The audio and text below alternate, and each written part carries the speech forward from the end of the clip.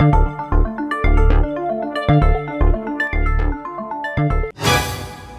no, umaraw din. Ang tagal kong inantay ito mga boss. So ito, pagkakataon na natin para makapagpaligo tayo ng ating mga manok. So ito, gamitan natin ng Feather Shine with conditioner mga bossing. Yan lang inaasahan ko, kaya naghanda na ako ng isang balde. Kalahati lang pala para sa isang sachet ng ating Feather Shine.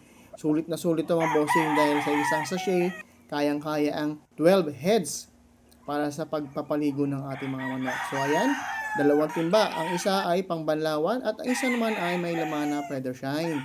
Para sigurado, malinis bago natin isalang sa ating Feather Shine na paliguan. So ayan mga boss, bagong-bagong ligo ang ating mga manokis. Kaya't naman, mamaya-maya ay makikita nyo kung gaano yan kaikintab. Ayan no, talaga. Ito na siya, ang ating JBK mga bossing.